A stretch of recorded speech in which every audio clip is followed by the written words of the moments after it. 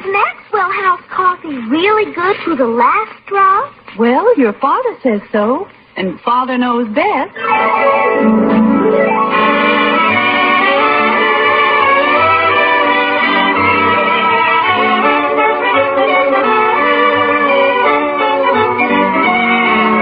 It's Father Knows Best, transcribed in Hollywood, starring Robert Young as Father. A half-hour visit with your new neighbors, the Anderson family. Brought to you by Maxwell House, the coffee that's always good to the last drop.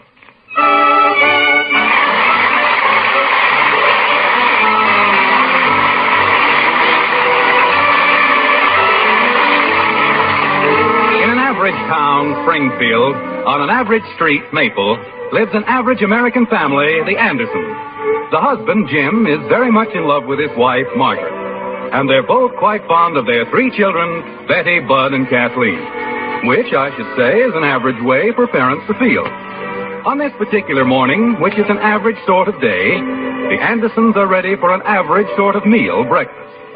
Well, they're supposed to be ready, but you know how it is. The average mother calls, Jim, your breakfast is on the table. And the average answer is, Mother, I can't find my skate. Kathleen, come in and start your breakfast. Oh, breakfast. Don't you understand, Mother? This is a crisis. How can I go to school without my skates? Eat your breakfast, dear, and we'll look for the skates later. Oh, but I have looked for them. I've looked just everywhere. They've simply vanished. Vanished, Kathy. Oh, what am I going to do? You're going to eat your breakfast. I'll run out to the garage and see if you left them there. And don't use too much sugar on your cereal. Look way in the back, Mother, near the magazine. Oatmeal. That's all you ever get around here is oatmeal.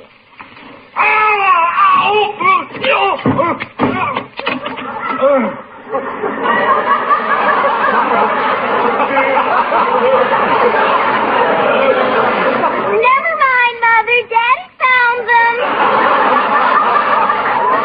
Who left those skates on the stairs? Good morning, Daddy, dear. Oh, I want to speak to you, young lady. What about, Daddy? Skates. How many times have I asked you not to leave your skates on the stairs? Oh, is that where they were? Golly, I looked simply everywhere, and I couldn't find them. Good morning, dear. Did you have... Jim, what did you do to your chin? I came down the stairs on it. Does it look bad? Let me see. Oh, Jim, your poor chin. Isn't it wonderful, Mother? Daddy fell down the stairs and found my skate. I did not fall down the Please, stairs. Jim, hold still. How can I fix your chin? I will not have that child telling people I fell down the stairs. I tripped over her confounded skates. Is that the only place you can find to leave them? Well, she's very sorry, dear, aren't you, Kathy? Huh? Oh, sure. Daddy, Not now, Kathy. Have some coffee, Jim. It'll make you feel better. Yeah. Oh, but it's important, Mother. It's the most important thing in my life. What is? It's really nothing, dear. All It's just right, that... Kathy. Stop looking like Ingrid Bergman and tell me what it is. I need $2, Daddy. I'm desperate. $2? What for? Wings. What did she say, Margaret? She said wings. That's what I thought. Why does she need wings? Well, I have to be an angel. I told them I would. I just have to be. And they cost $2. It's the school play, dear. Kathleen said she'd be an angel. Well, I can see they're certainly not casting to type.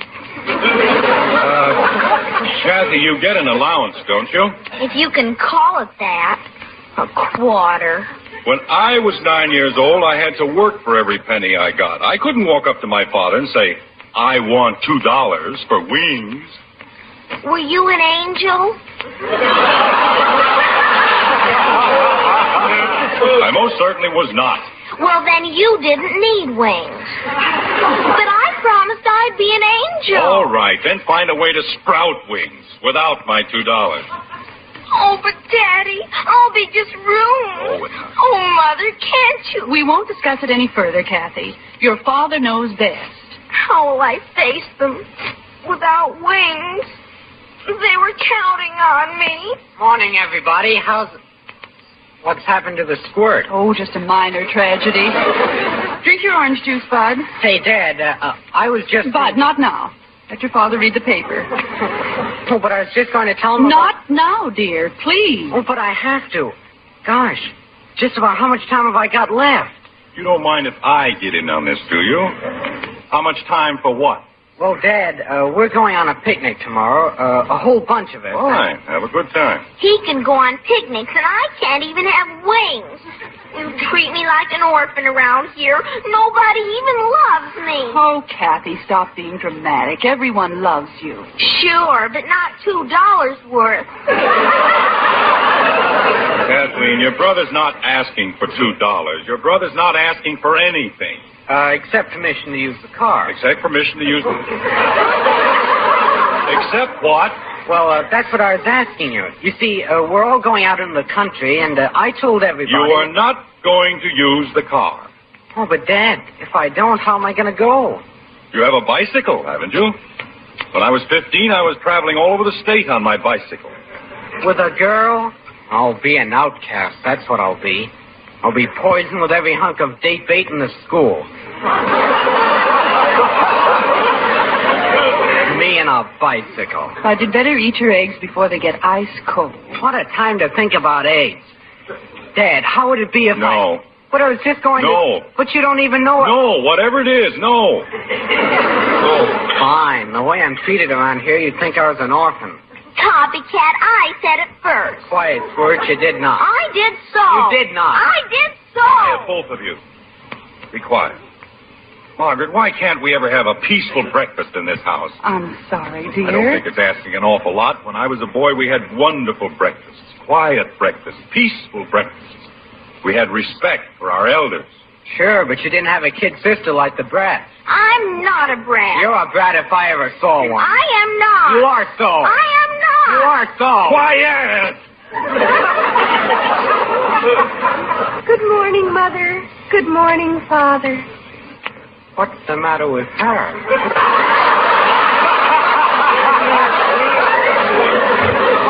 You're, late, Betty. I know. I was looking out the window at a bird. It was sitting on an egg. Gosh. How'd you ever tear yourself away?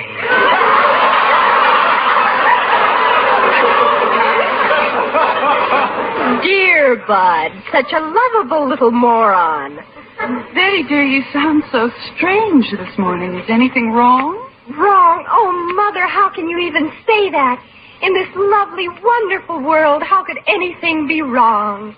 Hey, Pop, you better hide your wallet. This one's gonna be a pip.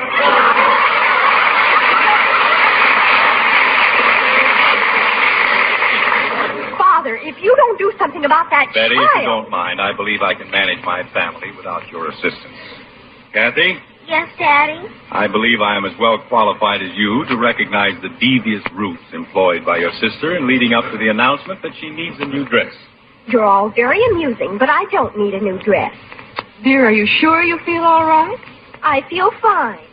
Betty, you don't want any money? No, Father, why? You don't want to borrow the car? Of course not. Well, at least there's one sensible child in this family. Betty, I'm proud of you. Thank you, Father. Yes, sir. What this country needs is more children who leave their fathers alone at the breakfast table. I think I'll have another cup of coffee, Margaret. All right, dear. There you are. Thank you. Well, Betty, what's the good word in your little world? Oh, just the most wonderful thing has happened, Father. I'm going to be married.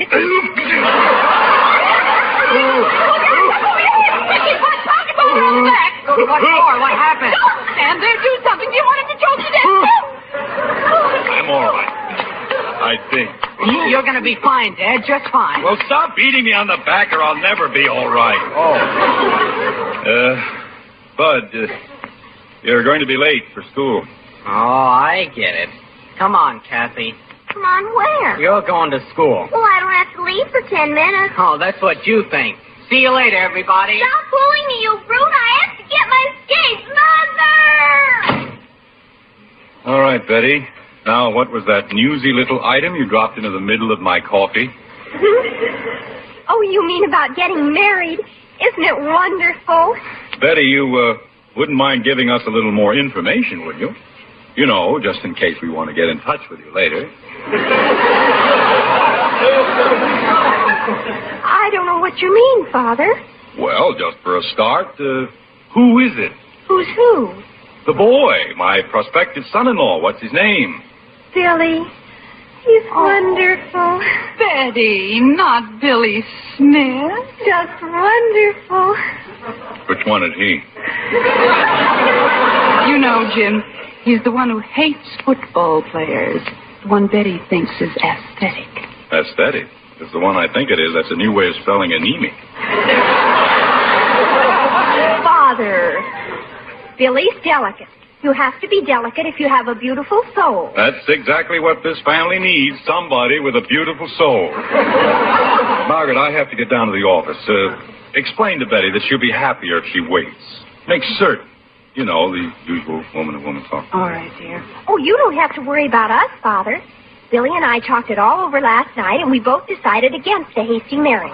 We intend to wait. That's fine. I'll be home at the usual time, dear. All right, Jim. We're not going to be married till Saturday. And if you need it... Saturday? Saturday night. We were going to make it in the afternoon, but we decided to go to the baseball game first. Jim, this is an emergency. Put your hat down. I'll put more than my hat down. Betty, this is the most ridiculous piece of conversation I've ever heard. Father, you mean you don't approve? Now, there's the first intelligent remark you've made since you got up. I most decidedly don't approve. I don't understand. You've always liked Billy's father. You mean Hector Smith? Of course I like Hector Smith. He's one of my best clients. Why don't you marry him? But he is married. Well, Betty, your father and I have always Just thought a moment, Margaret. I'll handle this. Betty, you're 17 years of age. You're in your first year at the university. You will not marry Billy Smith or anyone else until after your graduation. Well, that's final. Graduation? But that's 4 years. I'll be over 21. The best years of my life will be gone. Well, darling, we can always have Bud push you up to the altar in a wheelchair. You're laughing at me, and I think you're horrid. You've forgotten what it is to be young and in love. You don't seem to understand that things are different now. Oh, Betty, nothing is any different. Things like that don't change. They do, too. Things change all the time. People change, customs change, everything changes, only you won't admit it. Darling, why don't you listen to your father? Things are no different now than they were when we were your age. And even then, boys and girls didn't rush headlong into marriage. Not until they were ready for it. You bet they didn't. They listened to their fathers.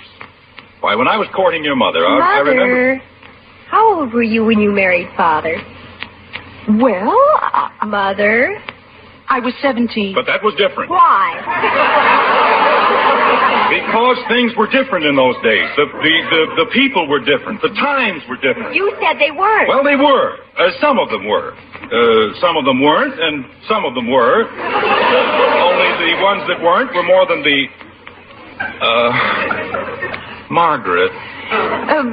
Betty, don't you think it would be a nice idea if Billy and his family were to have dinner with us tonight? Oh, Mother, would you? Really? Margaret, I don't want the Smiths for dinner tonight or any other night. I think the idea of a dinner for the Smiths is not only ridiculous but unnecessary. I forbid the marriage, and that's that. Oh, Jim, you know you like having people in for dinner. I'll call the Smiths and see if they can make it at 7:30. Margaret, I tell you, there's not going to be any... 7:30? Well, that's the fashionable hour, dear. We'll eat at 6:30 or there'll be no dinner. Well, just as you say, dear. I suppose Father knows best.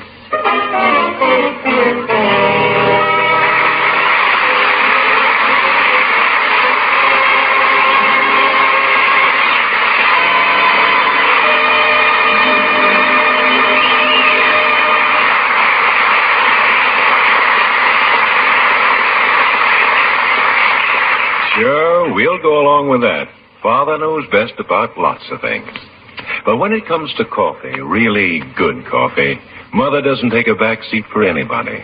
Mother knows what a wonderful difference a really good cup of coffee like Maxwell House can make. Now, maybe you've wondered why there's such a difference in coffees, and why it is that only one coffee, Maxwell House coffee, gives you that heartwarming, good-to-the-last-drop flavor. Well, I'll tell you. Anybody who's ever been in a kitchen knows what a recipe is. And that's just what we've got. the one and only recipe for good to the last drop flavor. It's mighty closely guarded, this recipe, and we've perfected it through more than half a century's experience in blending fine coffees. Of course, there's an act to it, too. And along with the recipe, our Maxwell House people have the know-how to blend the particular coffees it calls for just so, and roast them to the peak of flavor and goodness. Yes, sir, our Maxwell House coffee is unmatched for flavor the world over.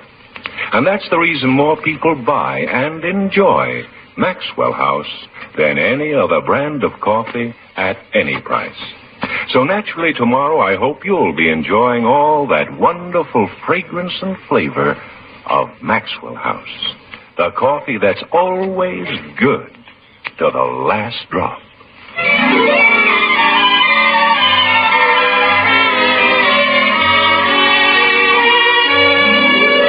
It's been a long day for the Andersons. The specter of a fair young child, married and gone before her time, has hung like a pall throughout the day.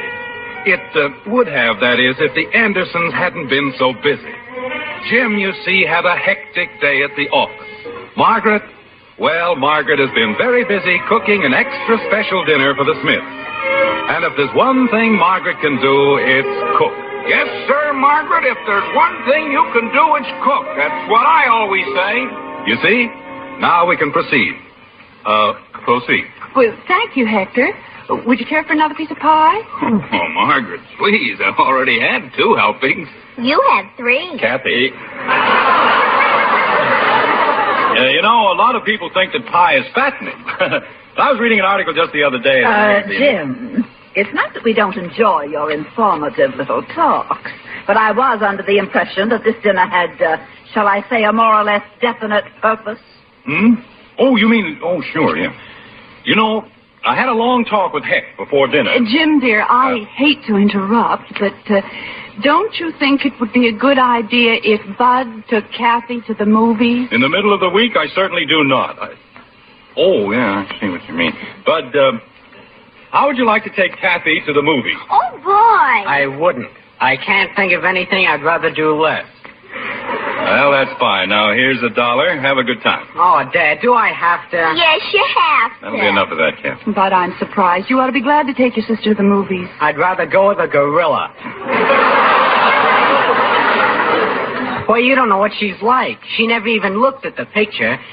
She sits around backwards and stares at the people.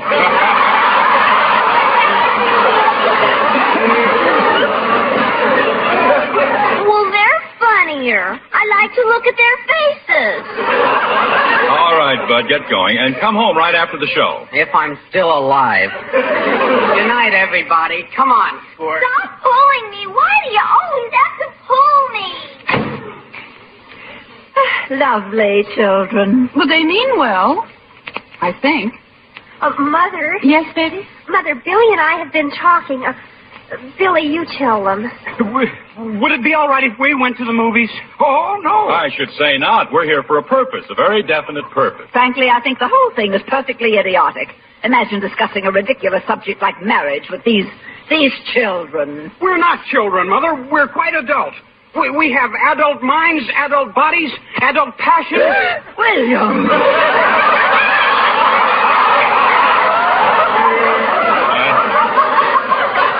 Elizabeth, as I said before, Hector and I had a long talk just a little while ago. Right, Heck? Right? We both feel that open discussion is the only sensible procedure in a matter of this sort, right? Right. Hector, stop being so agreeable. Right. I mean, yes, dear. Margaret, Elizabeth, Hector and I have agreed on what we consider a very sound solution to the entire problem. We have decided to permit Betty and Bill to be married immediately. Daddy! No! Holy cow! Mother, isn't it wonderful? I don't know. Yes, sir. Nothing like marriage and responsibility to set a man straight. Where did you kids figure on living? After you're married, I mean. Oh, I see. Well, we sort of figured... Oh, Mother, couldn't Kathy move in with Bud? Then Billy and I Oh, that's ridiculous, Betty. You've got to have a home of your own, a place for your roots to take hold and grow. Right, Heck? Right. Well, Gosh, that'd be kind of expensive. And on my allowance... Oh, don't worry about your allowance, Billy. Married men don't go around taking allowances from their fathers. They don't. Why, of course not. They're too proud to be supported by their fathers. I'm not. Why, of course you are. You'll work, you'll sweat, slave, but you'll come home every week with a juicy pay envelope for your little wife. Oh, isn't that sweet? But I don't know how to do anything. Well, that's not so. Poets make a living. And, oh, Mother, he writes the most beautiful poetry. I'm sure he does, dear. Billy, recite the one about my hair. It's just wonderful. Oh, Betty. Well, it is. Raven tresses on a lofty brow, swept by the winds of time. Isn't that beautiful? Well, you could get a small house, poet size. Say, Jim, I saw an apartment advertised the other day. Be just right for the kids. $125 a month, furnished. Of course, that's without utilities. You know, gas, electricity, telephone. And food. Don't forget food. That's right, and laundry and cleaning. Oh, they won't have to worry about that, Jim. Don't you remember when we were first married, I did all our laundry and cleaning and cooking. I'm sure Betty will want to do at least that for Billy. Won't you, dear? I guess so. Why, of course. There won't be much money for new dresses or having your hair done or... Oh, Father, you can be so juvenile at times, really. You older people ought to get straightened out on the simple facts of life before you start fooling around with psychology. Jim, your mouth is open. Now, see here, both of you kids. Just a moment, Jim. Betty, exactly what do you and Billy intend to do? Well, we'll just have to wait until we're financially self-sufficient. Right, Billy? Right. Well, Betty, about how long do you figure it's going to take you and Billy to become financially independent? Oh, a few years. That gives us a little time to look around for a wedding present, eh, Heck? Yeah, that's right, Jim. A couple of years, it's a long time. A lot of things can happen. Oh, Hector, how about another cup of coffee? Oh, thank you, Margaret. I think I can use one. You know, Margaret, I'm very relieved. I'm so afraid of hasty marriages. Oh, don't mind us, Mother. Just go on talking as if we weren't here. Oh, I'm sorry, dear. It's just that I was so afraid you were going to make the same mistake I did. I wouldn't exactly say you'd made a mistake, Elizabeth. Heck's a pretty nice guy. Well, thanks, Jim. You can send me a check in the morning. Well, I suppose I have been fairly fortunate. But, of course, people aren't always that lucky when they marry beneath them. No, I suppose not, but... When they, what? Elizabeth, we'd better go. It's getting late. No, wait a minute, Heck. What was that crack you made, Elizabeth? Well, after all, my mother was a Stuyvesant, and I certainly have a right to expect... In other words, you think Betty isn't good enough for your son? Oh, I'm sure that isn't what Elizabeth meant, Jim. No, but that's what she said. Well, isn't that what you said, Lizzie?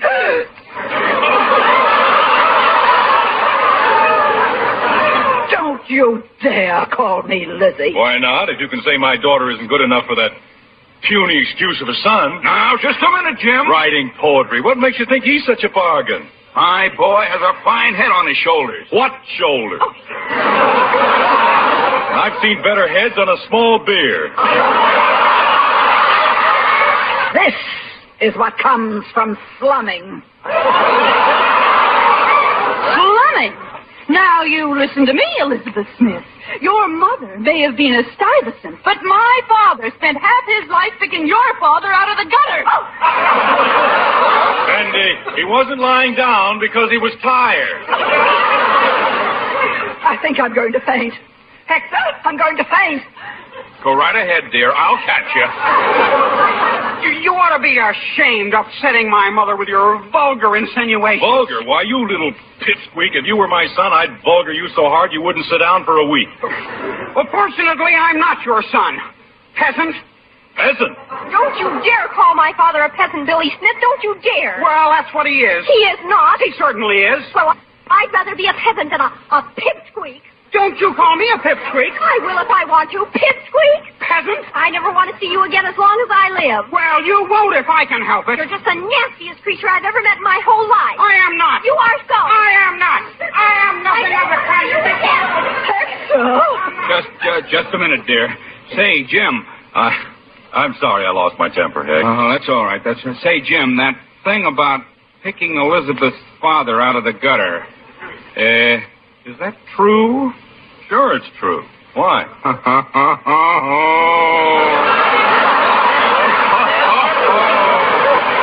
Oh, wait till she pulls that Stuyvesant stuff on me again. Well, thanks for a lovely evening, folks. Come on, Lizzie.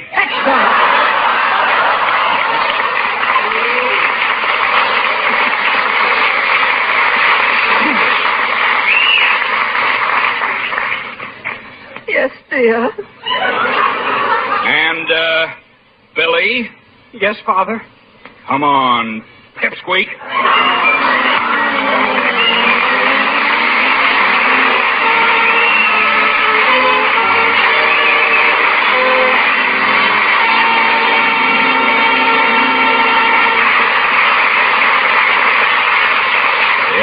We'll be back in just a moment. Quite a family, the Andersons. And like every family, there's apt to be a family crisis now and then. But you know, it's amazing how it helps just to sit down and discuss things over a steaming good cup of Maxwell House coffee. And when you take that first heartwarming sip of Maxwell House, I know you're going to say it's the best doggone coffee you ever tasted. Now, maybe that's all you care about, and I wouldn't blame you much. But if you run the family budget, here's something else you'll be glad to know. It's the value you get in every pound of Maxwell House. You see, cup for cup, our Maxwell House coffee costs just a fraction of a penny more than the lowest priced coffee sold. Now, when you can get so much more flavor and goodness for so little more per cup, you just know Maxwell House is today's coffee pie. So it makes pretty good sense to ask your grocer for the best in coffee drinking pleasure. Ask him for Maxwell House coffee. Always good to the last drop.